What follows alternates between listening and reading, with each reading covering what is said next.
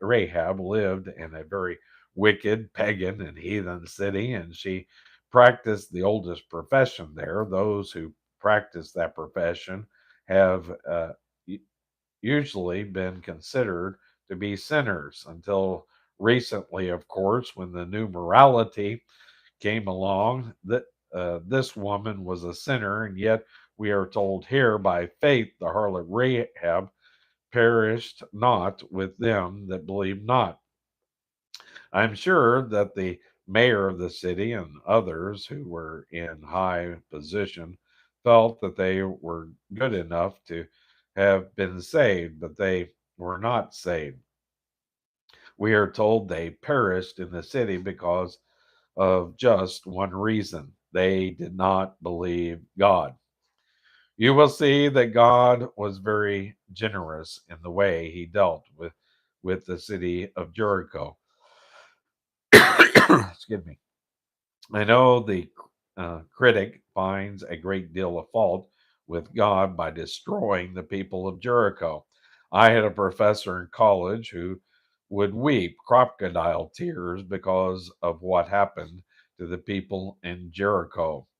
They think that uh, the thing that always disturbed me about this man was that he showed very little interest in other people, including his students. By the way, but he could really work up a lather when it came to the people of Jericho. Again, that's McGee and not me. He went to look closely at, we want to look closely at this woman Rahab because she expressed her faith in a very strange way.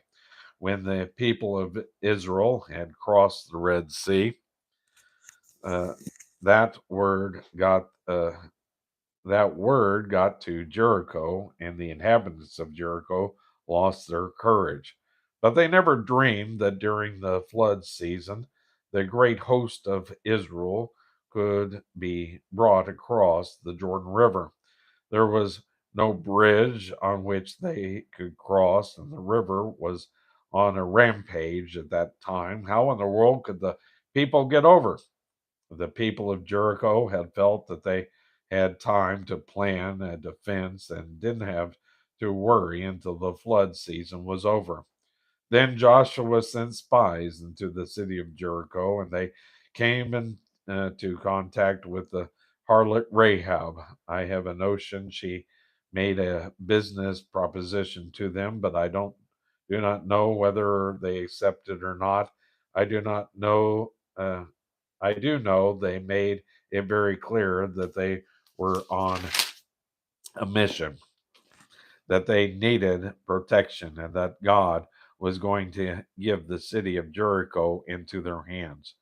They at least gave her that much information. She took them in and hid them on the roof of her house, and no doubt risked her own life in doing so. She asked one favor from these men: when you take this city, I want you to remember me and my family. I want you to save us. And they promised to do that. They told her to put out a scarlet line in the window to identify her house, and that when Joshua took the city, he would be very careful to save her and her household. Rahab's testimony is found in the book of Joshua. And she said unto the men, I know that the Lord hath given me the land, and that your terror is fallen upon us, and then all the inhabitants of the land faint because of you. For you have heard how, for we have heard how the Lord dried up the water of the Red Sea for you.